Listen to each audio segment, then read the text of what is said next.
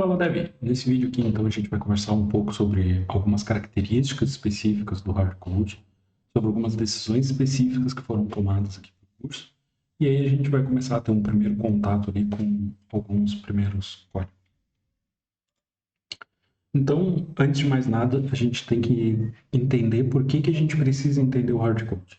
Assim como a gente já tinha visto em outro vídeo, a proposta do hardcode é que a gente consegue fazer uma personalização muito maior, a gente tem uma flexibilidade muito maior, mas por consequência a gente também precisa ter uma bagagem maior para conseguir trabalhar em cima dele. Então, aqui a gente vai usar o hardcode como uma das formas, assim como existem o low e o no code, a gente vai usar aqui o hardcode como uma forma possível de conversar com o computador, passando para ele um algoritmo, uma série de instruções de forma lógica, para que ele consiga converter então isso que a gente está passando para ele, interpretar e nos entregar a solução que a gente está se propondo a resolver.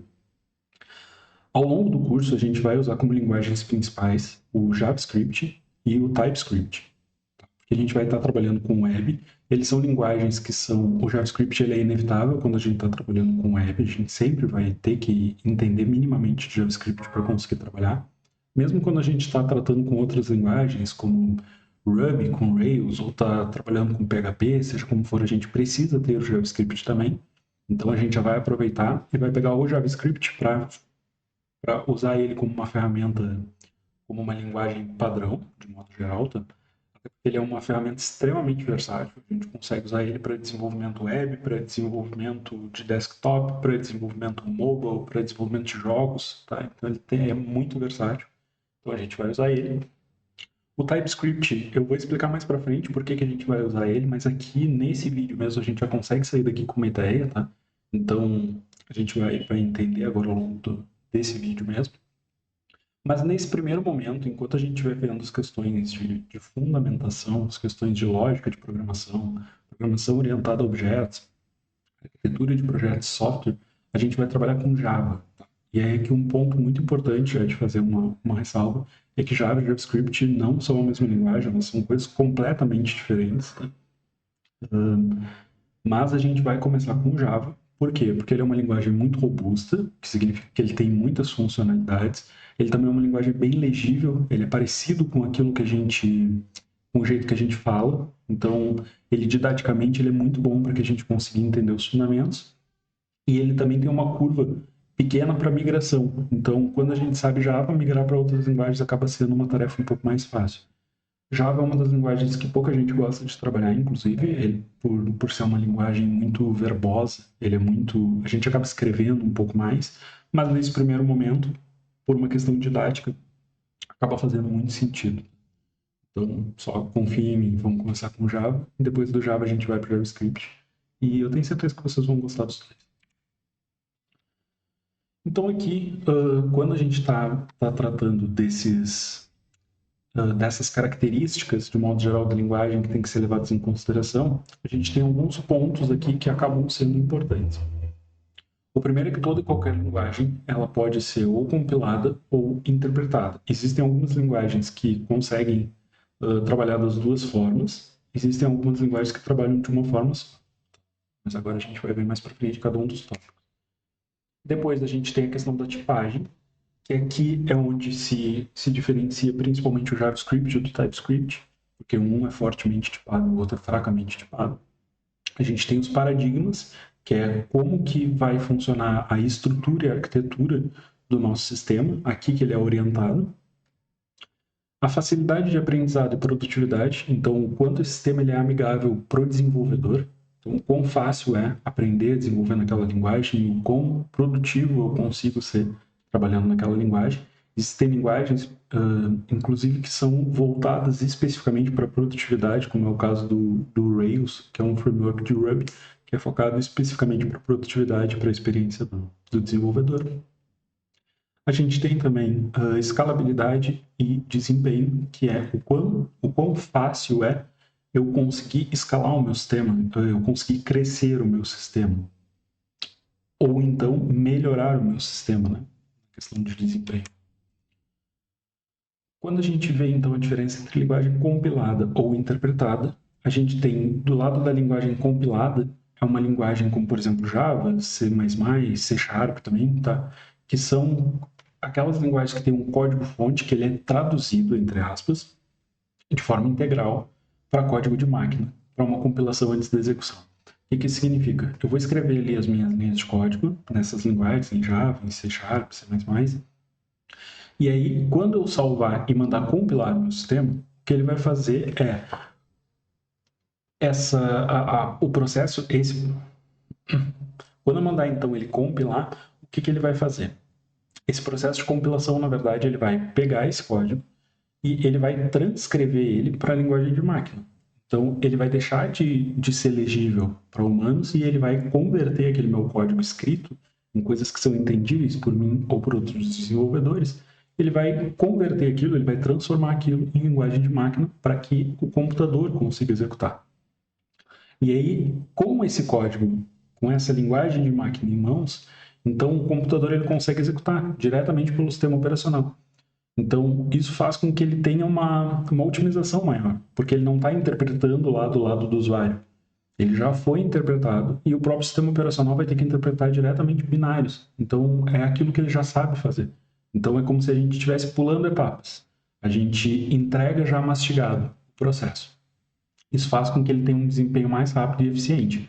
Um exemplo prático disso seria qualquer executável que a gente tem na nossa máquina. Então, quando a gente tem um aplicativo, um navegador de internet, um Discord, seja qual for o programa que a gente tem instalado no nosso computador, ele é traduzido de forma binária, ele é compilado. A gente abre aquele sistema e o sistema ele é executado direto pelo nosso sistema operacional. Esse processo de compilação ele acontece antes da execução do programa. Então, ele já tem que estar empacotado, ele já tem que estar criado, compilado, e aí ele só vai ser lido pela nossa máquina. Isso faz com que ele tenha um arquivo executável, que é exatamente o exemplo dos executáveis que a gente tem no computador. E isso pode ser distribuído e executado de forma independente no ambiente de desenvolvimento. E a gente tem também as linguagens que são interpretadas. E aí os exemplos de linguagem interpretadas é Python, JavaScript, tem várias outras, tá?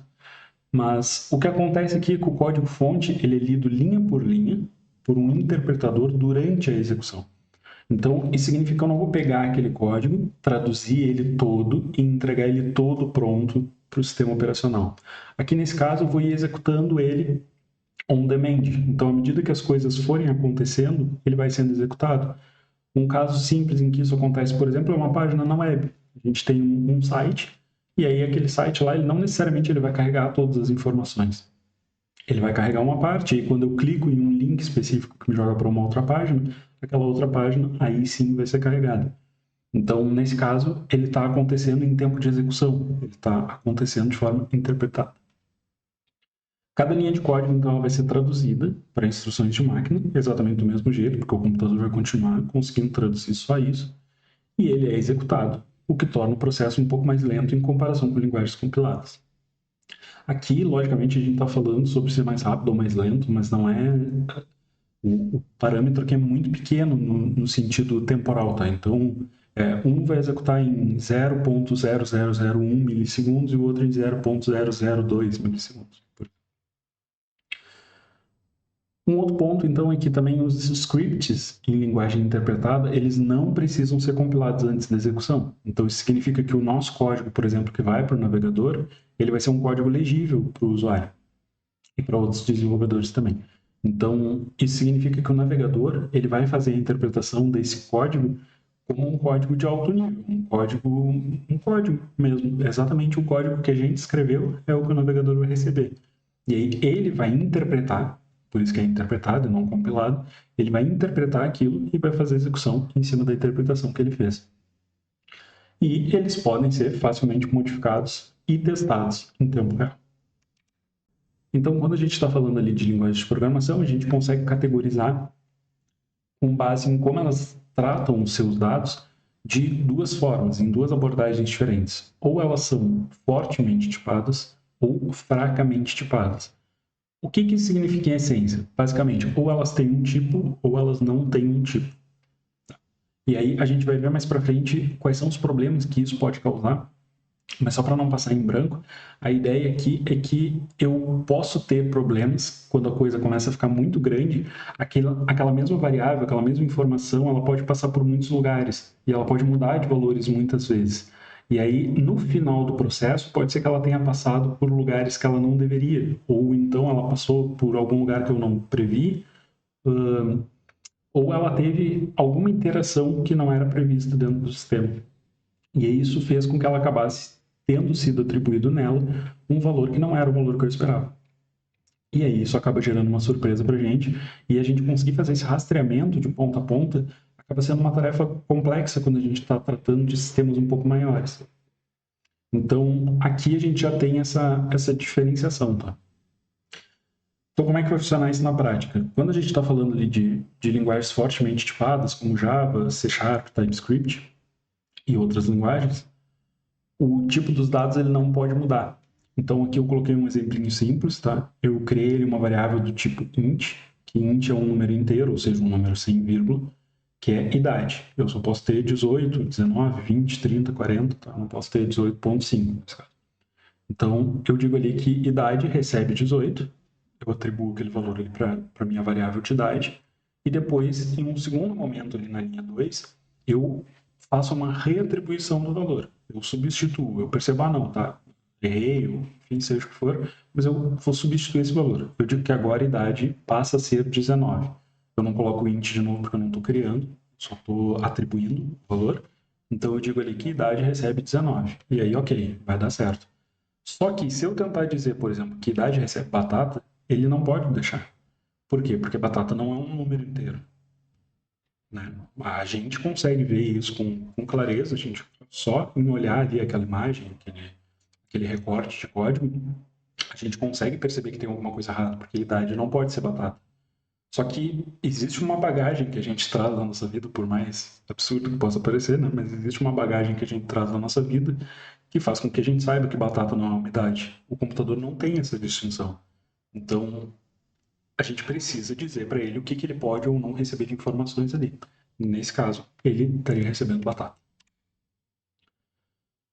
Já em linguagens fracamente tipadas, como é o caso do JavaScript, Python, PHP e várias outras linguagens, o tipo de dado ele pode mudar livremente. Então, eu posso dizer que idade recebe 18, ali, quando eu estou fazendo a atribuição, eu não estou dizendo que ele é um inteiro, estou dizendo que ele é uma variável, ou seja, um valor que vai mudar. Ele é uma variável que vale 18, que se chama idade. Depois eu digo que idade vira 19, ele diz ok. E aí eu digo que idade vira batata e ele diz ok também. E aí depois, em algum outro momento, se eu tento fazer qualquer tipo de operação matemática, que a coisa piora, tá? Então, se eu mando somar, por exemplo, se por algum motivo eu faço um cálculo com a idade do usuário, a linguagem fracamente tipada ela vai deixar eu fazer, por exemplo, batata mais 12. Então, isso aqui pode gerar um problema para a gente. Então, principalmente quando a gente está lidando aqui nesse primeiro momento com questão de fundamentação, questão de entendimento de como funciona a estruturação por trás do processo, a gente trabalhar com uma linguagem fortemente tipada é importante para que a gente entenda o que está acontecendo. Se a gente começa já com uma linguagem fracamente tipada, como a gente poderia fazer pegando já direto JavaScript, que é o que a gente vai acabar usando mais dentro do desenvolvimento web ali até entrar dentro de TypeScript, a gente poderia ter esse problema de não entender por que as coisas estão acontecendo. Então, nesse módulo aqui, a gente vai usar o Java para fazer essa implementação. Então, aqui, quando que eu escolho uma ou outra? A escolha entre essas linguagens, sendo fortemente tipadas ou fracamente tipadas, ela depende da necessidade do projeto e também das preferências do time de desenvolvimento. As linguagens fortemente tipadas, elas são preferidas para projetos que existem uma maior previsibilidade. E aqui eu estou falando previsibilidade no sentido de escala. Então, pensem que eu tenho um sistema gigantesco, que é aquela minha variável de idade lá, ela vai passar por vários lugares, ela vai sofrer várias alterações ao longo do processo. Então, se isso acontece, eu tenho que ter uma previsibilidade do que está acontecendo para não ter, por exemplo, em algum momento da minha aplicação, dizendo que batata é a idade do meu usuário. Então, isso é imprevisível dentro do meu processo humano. Né? Quando eu crio uma variável idade, eu não espero que em algum momento ele seja atribuído um valor batata. Então, esse é o contexto aqui de previsibilidade. E aqui eu estou comentando, nesse primeiro tópico aqui, que a escolha entre a linguagem fortemente tipada e fracamente tipada, ela depende de projeto e ela depende de preferência de desenvolvimento, mas na verdade não é só se ela é fortemente tipada ou fracamente tipada. A própria linguagem como um todo, ela já depende, conforme as necessidades de projeto também, das preferências do time. Tá? Não adianta nada eu pegar uma linguagem que seja muito boa, muito bem consolidada, Python, por exemplo. Uma linguagem, ela está no top 1 do ranking, top 2, ela sempre está dentro das três primeiras. Tá? Então, eu vou pegar uma linguagem, por exemplo, como Python, e aí eu vou colocar ela dentro de um setor da minha empresa e de desenvolvimento que está acostumado a trabalhar com PHP.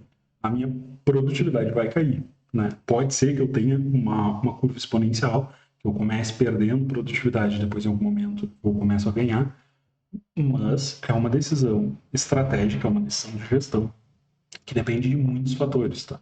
Projeto, preferência de desenvolvimento e vários outros fatores de gestão. Depois a gente tem, então, os paradigmas da programação, que é como que a minha linguagem vai ser orientada. Né? Então, o que se entende como programação dentro do contexto do meu sistema? Aqui eu separei 4, existem mais, mas eu separei 4 aqui, que são algumas mais famosas, assim, mais usuais. Então, em primeiro lugar, que é a que mais se utiliza, de modo geral, é a programação orientada a objetos, que ela é baseada em objetos que contêm dados e métodos que operam nesses dados. A gente usa muito linguagem orientada a objetos porque ela transcreve a nossa realidade para o computador. Então, se eu quero ter, por exemplo, um exemplo de objeto, eu quero ter um carro. Então, o carro vai ter os seus atributos. Quais são os atributos do carro? O carro vai ter roda, vai ter para-choque, vai ter capô, vai ter... Vou lá e vou dar todos os atributos do carro. E aí, o que o meu carro faz? Acelera. Então tá, então eu vou ter um método que opera dentro desses dados. Então, eu vou ter um método de acelerar que faz o velocímetro ir de 0 até tanto, acelerando tanto por vez. Então, essa é a lógica. Eu consigo pegar os objetos, coisas palpáveis do mundo real, jogo eles dentro do sistema. Depois eu tenho a programação procedural, que é quando eu consigo estruturar o meu código em procedimentos, né, em processos, em pequenos processos, ou funções que podem ser chamadas de forma sequencial. Então aqui basicamente seria a lógica de eu ter como se fosse um fluxograma daquilo que eu quero executar, e o meu sistema ele funciona de forma procedural, fazendo processo a processo, de forma sequencial, até que ele finalize todos os processos que ele tem na fila dele. Eu tenho também a lógica de programação funcional, que é aquela que é orientada a funções. Então, eu utilizo funções para a ordem superior, como imutabilidade, recursão, para modelar problemas complexos. Então, deixa eu pensar num exemplo. Se eu quero resolver um problema matemático, por exemplo, eu geralmente vou ir para o funcional. Tá? Eu quero resolver um problema fatorial, por exemplo, que é um problema de recursão, que é quando a função chama ela mesma, né?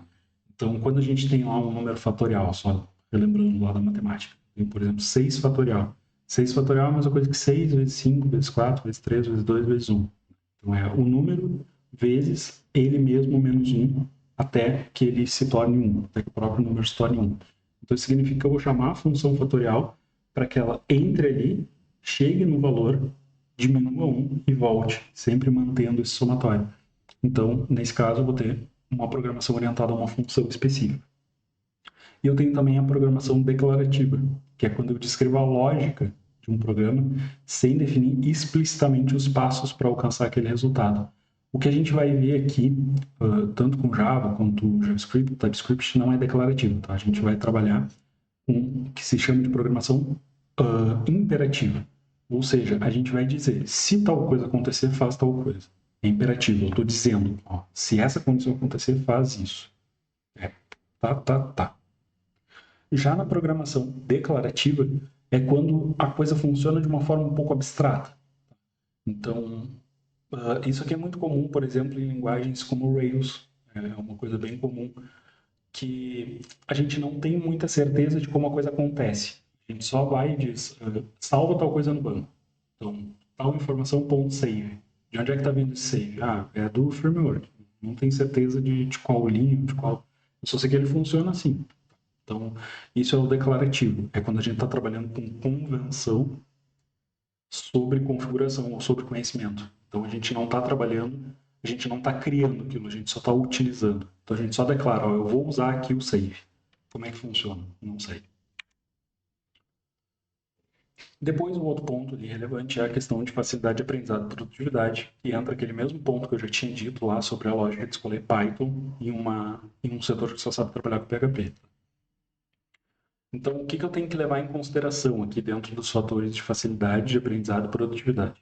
Primeiro, quando eu vou escolher a linguagem, ela tem que ter uma sintaxe intuitiva.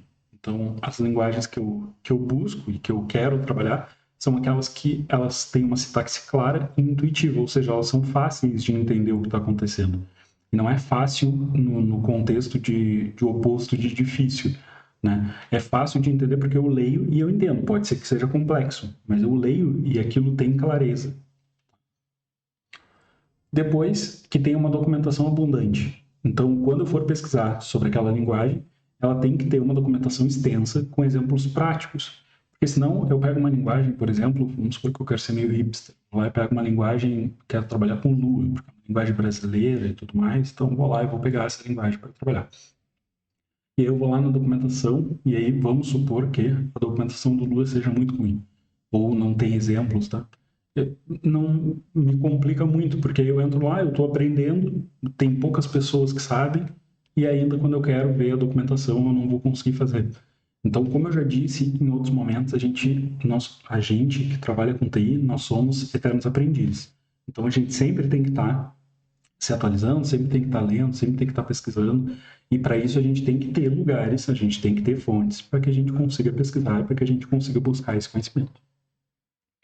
Um terceiro ponto, que também é complementar à documentação, é uma comunidade ativa. Então, ter pessoas engajadas e receptivas que podem oferecer suporte ou recurso educacional e soluções para desafios comuns é muito importante. Aqui eu só quero deixar uma ressalva que todos esses pontos aqui eles são complementares, tá? Então, nenhum deles é uma solução única para alguma coisa, e isso é um problema que quem está começando tende a ter muito. Que eu tenho uma linguagem, um framework, seja o que for, uma ferramenta que tem uma comunidade muito ativa. Ou pode ser um grupo, um curso. Aqui o nosso grupo, por exemplo, é muito ativo. Aí as pessoas vão lá e vivem postando lá no grupo.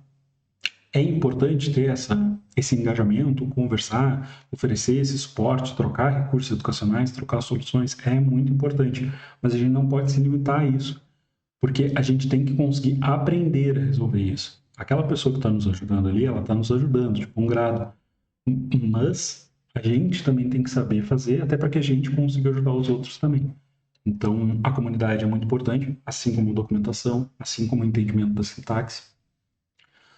Um outro ponto é ter recursos educacionais, disponibilidade de tutorial, de curso online, livros e outras fontes de aprendizado. Então, hoje, se vocês forem buscar, por exemplo, até testem aí, pausa aqui o vídeo, procurem no YouTube curso de JavaScript e aí vejam quantos cursos vão aparecer. E aí depois pesquisem curso de Rails e aí vejam quantos vão aparecer. E depois pesquisem curso de Elixir, por exemplo, que é uma linguagem um pouco menos utilizada que essa, ou curso de Golang, que é a linguagem do Google. Pesquisem e vejam a diferença de quantidade de conteúdo que cada um deles proporciona. Disponibilidade de tutoriais, de curso online, livros e qualquer outra fonte de aprendizado, tá? Principalmente em português. Que quem consegue pelo menos ler inglês sai numa vantagem bem grande. E quem não consegue, gente, consuma o material em inglês. Coloca a legenda e consome material em inglês, porque tem muita coisa que não tem em português. Então, a gente tem que buscar onde tem informação. Inclusive, tem muita gente que é de fora dos Estados Unidos que produz conteúdo em inglês. Então, é muito comum a gente estar procurando, por exemplo, sobre alguma coisa de CSS, por exemplo, e a gente acaba caindo lá no canal de algum indiano ensinando como fazer alguma coisa de CSS e esse cara vai estar falando em inglês. E também, um outro ponto importante é a gente se atentar à questão de ferramentário e IDE, que é para que a gente tenha uma boa ferramenta para trabalhar com aquilo que a gente, com aquela linguagem que a gente está desenvolvendo, tá? Então, ferramentas de desenvolvimento integrado, que são as IDEs, que é basicamente um editor de texto, e também outros recursos de desenvolvimento.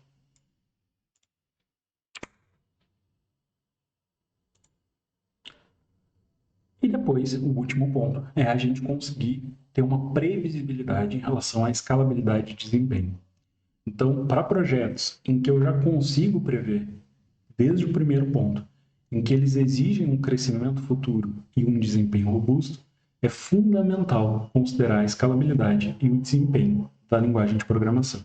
Então, aqui a gente passou há pouco, agora, pelas nossas exemplificações ali de no-code, low-code e hard-code, tá?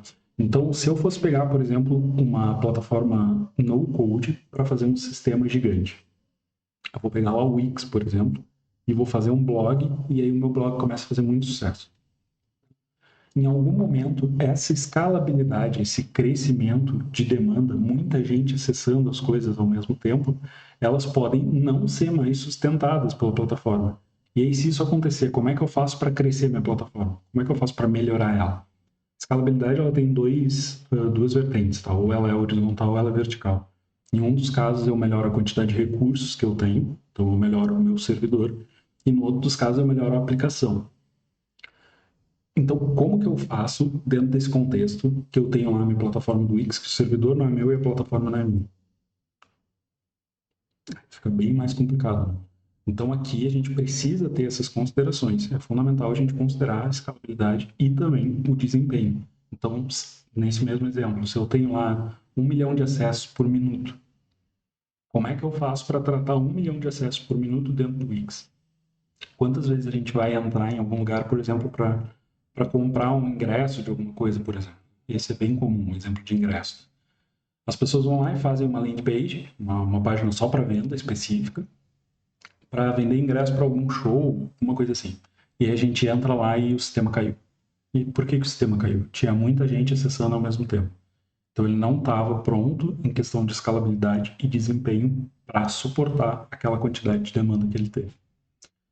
E aqui, quando a gente está falando sobre esses pontos, a gente tem que levar em consideração, então, a eficiência de tempo de memória.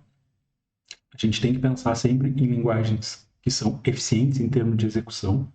Então, quanto a minha linguagem consome para fazer aquela requisição e devolver aquilo para o usuário. Isso é importante, porque no momento que eu começo a escalar isso, nesse caso, por exemplo, eu tenho 1 milhão de solicitações, o meu sistema vai ter que fazer o mesmo processo 1 milhão de vezes. Então ele vai demorar 1 milhão de vezes mais do que ele demoraria para fazer uma vez só. Depois, eu tenho que ter suporte à concorrência, e aqui não é concorrência de mercado, é concorrência de demandas. Então as coisas acontecem ao mesmo tempo. Então eu tenho um usuário que está tentando comprar um ingresso lá no meu sistema de venda de ingresso, vamos supor, e eu tenho outro que está tentando só ler as informações. Eles estão concorrendo, os dois estão acessando o meu sistema ao mesmo tempo. Como é que eu faço para garantir que os dois que estão acessando, os dois concorrentes que estão tentando ali usufruir do meu sistema, como é que eu faço com que eles consigam ter uma boa experiência? Então eu tenho que oferecer um suporte nativo ou então ter bibliotecas robustas de programação concorrente. Então ali a gente vai tratar com algumas abordagens diferentes, tá? Posso colocar ele na fila, por exemplo, mas isso é um assunto um pouquinho mais avançado. A gente tem ali também a questão de escalabilidade, como eu já tinha comentado, ela pode ser horizontal ou vertical. Então eu tenho que pensar também, quando eu vou escolher lá qual linguagem eu vou trabalhar, eu tenho que pensar em uma linguagem que suporta essa escalabilidade, seja horizontal ou vertical. E que possam lidar melhor com esse crescimento de tanto da quantidade de usuários, que vai aumentar exponencialmente a quantidade de acessos dentro do meu sistema, a quantidade de demandas que o meu sistema vai ter que retornar, e também dos dados, né? Então, se eu tenho mais usuários, eu tenho mais dados no meu banco, mais coisas que eu tenho que pegar, mais coisas que eu tenho que devolver. E também, por último, a otimização do código. Então, pensar em técnicas de como otimizar aquele código, como eu uso um algoritmo eficiente e como eu monto a estrutura dos meus dados. Então, existem 1 milhão de formas de fazer as mesmas coisas. Todas essas 1 milhão de formas são a forma certa? Não. Então, isso significa que só existe uma forma certa? Não. Existe mais de uma forma certa. Mas existem formas que são mais otimizadas que as outras. Existem, por exemplo, os patterns, que são os padrões de projeto. A gente vai ver mais lá para frente, tem um módulo específico só sobre isso. Quando a gente for lá conversar sobre os patterns, a gente vai ver que se existe um problema padrão, ou seja, se muitas pessoas já tiveram esse problema, tem que existir soluções padrões. Então a gente tem formas muito eficientes de conseguir resolver os problemas usando formas padrões, fórmulas padrões. já se resolveu de várias formas, se metrificou e chegou à conclusão que essa aqui é a melhor forma, essa é a melhor abordagem. Então, a gente vai usar essa abordagem. Certo, pessoal? Eu espero que vocês tenham gostado do vídeo e espero vocês na próxima aula.